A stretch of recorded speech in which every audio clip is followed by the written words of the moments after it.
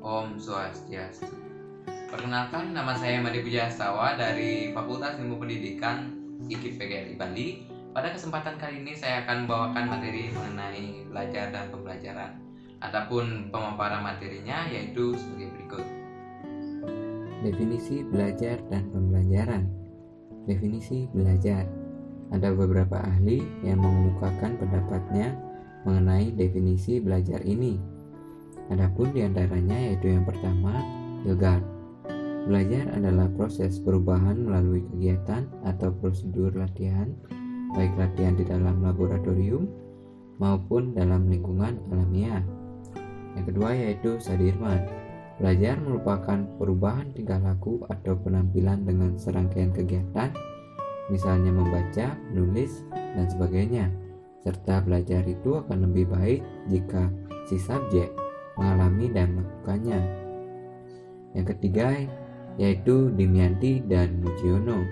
Belajar merupakan suatu proses interaksi yang kompleks. Yang terlibat dalam proses internal tersebut adalah yang meliputi unsur afektif, di mana unsur afektif ini berkaitan dengan sikap, nilai-nilai, interest, apresiasi, dan penyesuaian perasaan sosial. Yang keempat yaitu Hamalik.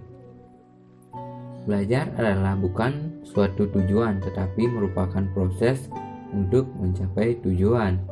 Belajar adalah modifikasi atau memperteguh kelakuan melalui pengalaman. Yang kelima yaitu Timber. Belajar adalah proses mendapatkan pengetahuan. Dengan demikian dapat disimpulkan bahwa belajar merupakan kegiatan yang dilakukan oleh suatu individu untuk mencapai perubahan perilaku, baik itu berupa ilmu pengetahuan atau knowledge, keterampilan atau skill, maupun etika atau attitude, melalui proses penyerapan dan transformasi atau perpindahan dari guru kepada murid. Selanjutnya, definisi pembelajaran. Adapun beberapa ahli yang mengemukakan pendapatnya mengenai definisi pembelajaran ini. Yang pertama yaitu Ancar Charlir. Pembelajaran merupakan suatu proses interaksi antara peserta didik dengan pendidik dan sumber belajar pada suatu lingkungan belajar. Yang kedua yaitu menurut G.A. Kimberg.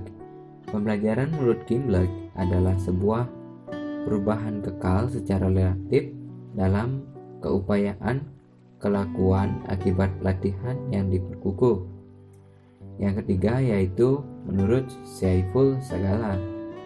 Pengertian pembelajaran adalah membelajarkan siswa menggunakan asas pendidikan maupun teori-teori belajar yang merupakan penentu utama keberhasilan pendidikan. Pembelajaran merupakan proses komunikasi dua arah. Mengajar dilakukan oleh pihak guru sebagai pendidik, sedangkan belajar dilakukan oleh peserta didik. Menurut Corey, pengertian pembelajaran adalah suatu proses di mana lingkungan seseorang secara disengaja dikelola untuk memungkinkan ia turut serta dalam lingkungan tingkah laku dalam kondisi khusus atau menghasilkan respon terhadap situasi tertentu. Yang kelima, Trianto. Definisi pembelajaran merupakan aspek kegiatan manusia yang kompleks yang tidak sepenuhnya dapat dijelaskan. Pembelajaran secara simpel dapat diartikan sebagai produk interaksi berkelanjutan antara pengembangan dan pengalaman hidup. Jadi, dengan demikian dapat disimpulkan bahwa pembelajaran merupakan proses interaksi antara peserta didik atau siswa dengan pendidik atau guru dan sumber belajar pada suatu lingkungan belajar yang meliputi guru dan siswa yang saling bertukar informasi. Selanjutnya yaitu konsep belajar dan pembelajaran. Konsep belajar, jenis-jenis belajar. Terdapat beberapa jenis belajar yaitu sebagai berikut. Yang pertama yaitu belajar bagian. Umumnya, belajar bagian dilakukan oleh seseorang bila ia dihadapkan pada materi belajar yang luas. Yang kedua yaitu belajar dengan wawasan.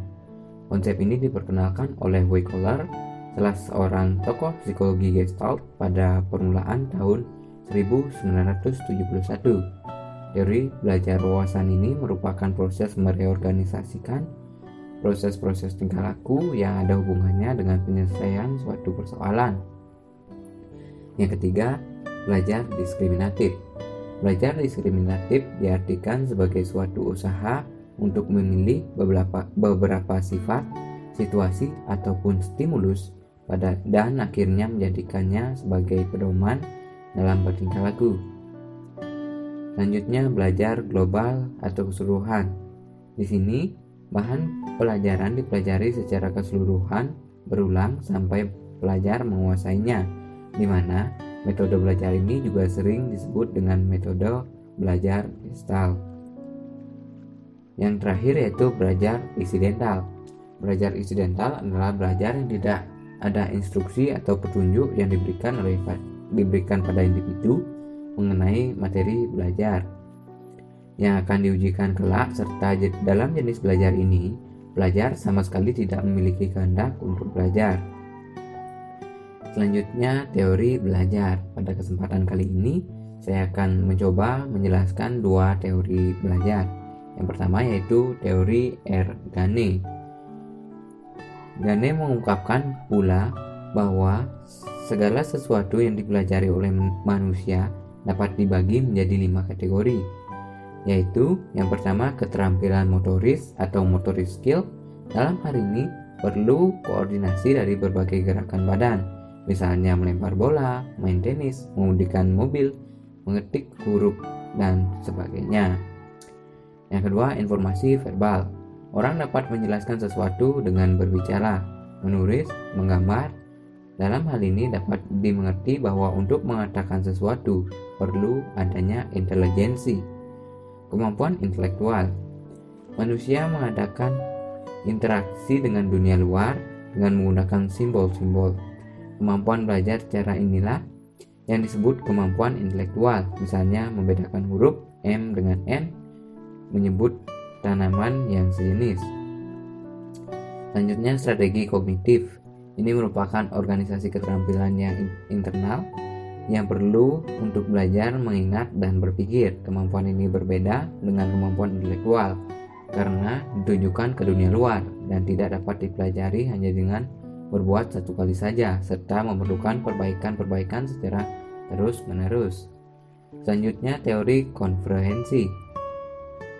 Menurut teori ini dinyatakan bahwa baik faktor pembawaan ataupun faktor lingkungan sama-sama mempunyai peranan yang penting. Pada intinya, teori ini tidak memisahkan peranan faktor lain. Berdasarkan teori ini, dapat disimpulkan bahwa hasil pendidikan itu tergantung dari pembawaan dan lingkungan, seakan-akan seperti dua garis yang menuju ke satu titik.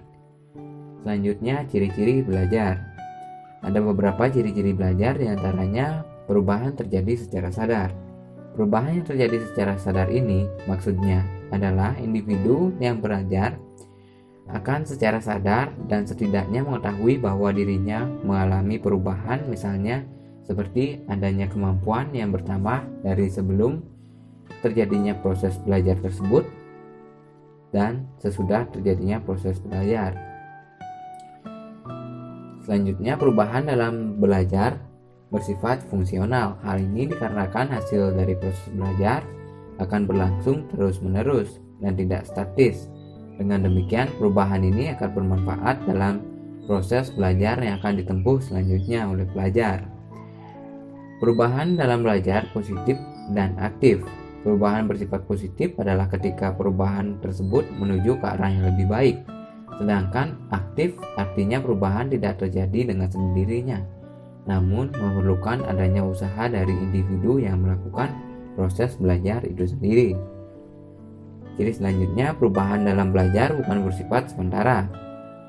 Perubahan yang terjadi dalam belajar bukan bersifat sementara karena perubahan tersebut terjadi karena proses belajar yang permanen. Jadi perubahan yang terjadi karena belajar juga bersifat permanen atau menetap.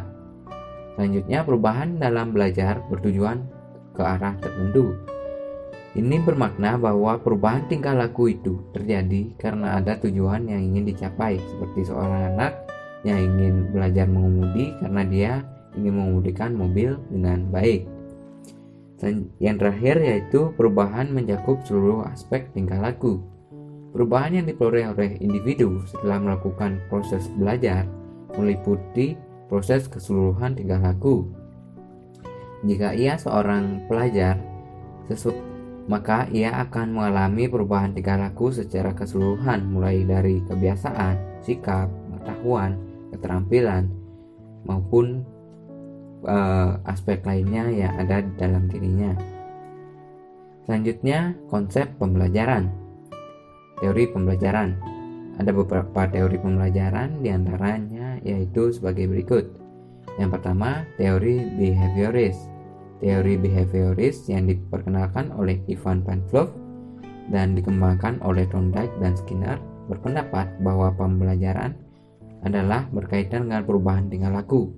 Teori pembelajaran mereka kebanyakan dihasilkan dengan mengumpulkan ujian kepada penghubungan antara rangsangan dan gerak bebas yang menghasilkan perubahan tingkah laku. Teori yang kedua yaitu teori kognitif. Teori-teori pembelajaran kognitif adalah bertumpu pada cara pembelajaran seperti pemikiran cerdik, urgensi penyelesaian masalah, penemuan, dan pengkategorian. Menurut teori ini, manusia memiliki struktur kognitif dan semasa proses pembelajaran, otak akan menyusun segala pernyataan di dalam ingatan. Teori ketiga yaitu teori sosial. Teori ini juga dikenal sebagai teori perlakuan model. Albert Bandura, seorang tokoh dari teori sosial ini, menyatakan bahwa proses pembelajaran akan dapat dilaksanakan dengan lebih berkesan dengan menggunakan pendekatan pemodelan. Teori yang keempat adalah teori humanisme. Seorang ahli teori ini, yaitu Charles Roger, menyatakan bahwa setiap individu itu mempunyai cara belajar yang berbeda dengan individu lain. Oleh karena itu, strategi dan pendekatan dalam proses pembelajaran dan pengajaran hendaknya dirancang dan disusun mengikuti kehendak dan perkembangan emosi pelajar tersebut. Selanjutnya, ciri-ciri pembelajaran. Adapun beberapa ciri pembelajaran yaitu sebagai berikut. Yang pertama, memiliki tujuan, yaitu untuk membentuk siswa dalam suatu perkembangan tertentu. Yang kedua, terdapat mekanisme. Di dalam proses pembelajaran terdapat langkah-langkah, metode, teknik yang digunakan dan direncanakan untuk mencapai tujuan yang telah ditetapkan. Yang ketiga, fokus materi jelas, terarah dan mencapai dan terencana dengan baik. Yang keempat, adanya aktivitas siswa merupakan syarat mutlak bagi berlangsungnya kegiatan pembelajaran. Yang kelima, tindakan guru yang cermat dan tepat.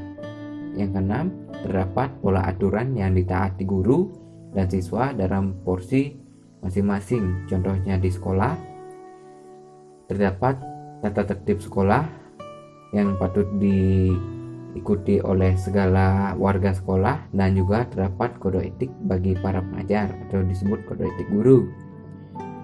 Selanjutnya, limit waktu untuk mencapai tujuan pembelajaran.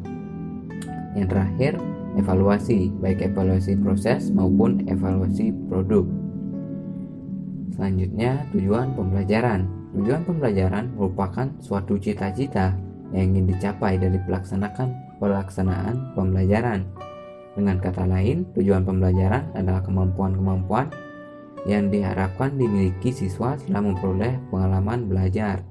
Melalui beberapa definisi tersebut, dapat disimpulkan bahwa tujuan pembelajaran adalah suatu hal yang diharapkan mampu dicapai melalui proses pembelajaran yang telah dilalui oleh para peserta didik.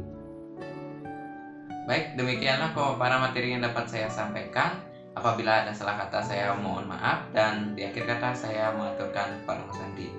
Om Santi Santi Santi Om.